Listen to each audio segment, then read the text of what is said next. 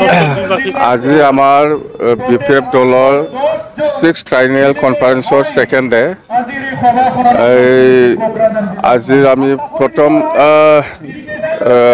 Flag hosting কৰিলোঁ।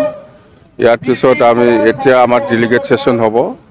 বিশেষ কৰি আমাৰ BPF দলৰ উদ্দেশ্যটো হ'ল BTCত যেহেতু বিভিন্ন জাতি জনগোষ্ঠী বসবাস কৰি পেলাই আছে, সকলো জাতি জনগোষ্ঠীৰ যিটো জাতীয় সমস্যা ইয়াৰ ওপৰত আমি বেছি গুৰুত্ব দি পেলাই আলোচনা কৰিছোঁ যোৱাকালি, আৰু আজিও আমি আলোচনা কৰিম।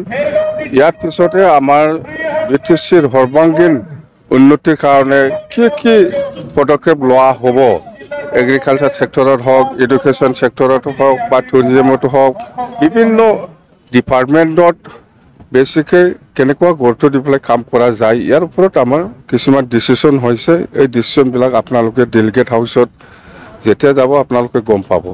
মুঠতে আমি উদ্দেশ্যটো হ'ল 2025ত যিহেতু নিৰ্বাচন হ'ব, BTC নিৰ্বাচন, এই নিৰ্বাচনটো BPF দলে কেনেকৈ এবছলিউট মেজৰিটি লৈ পেলাই জিকাব পাৰে বিভিন্ন জাতি জনগোষ্ঠীৰ ইছ্যুৰ লগতে বা বিভিন্ন ডিপাৰ্টমেণ্টৰ কেনেকৈ কাম কৰিব বিচাৰিছে সেইবিলাক আমি বেছি হাইলাইট কৰি পেলাই কাম কৰিব বিচাৰিছোঁ।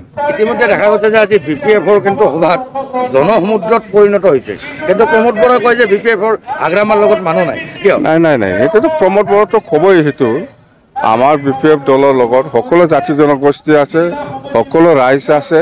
মুঠতে আমাৰ দলক সকলো জাতি জনগোষ্ঠীয়ে সহায় কৰিবলৈ আগবাঢ়ি আহিছে। আপোনালোকে আজি চাই লওক, এইটো ডেলিগেট আমি খুব কম পৰিমাণে ডেলিগেট আমি মাতিছোঁ, তথাপিও আজি চাওক আপোনালোকে, আমি যিটো ভাবিছে ইয়াতকৈ বেছি মানুহ হৈ আছে। অতি শীঘ্ৰে কিন্তু পৰিষদীয় নিৰ্বাচন আহি আছে।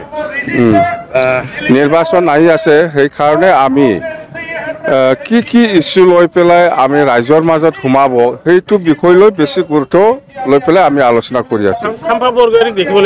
খাম্পা বৰগোহাঁই নিশ্চয় কিবা একটা ব্যক্তিগত কিবা একটা হ'ব পাৰে, সেইকাৰণে আহিব পৰা নাই, কিন্তু আমাৰ দলত আছে, এইটো চিন্তা কৰিব নালাগে দেই। Thank U.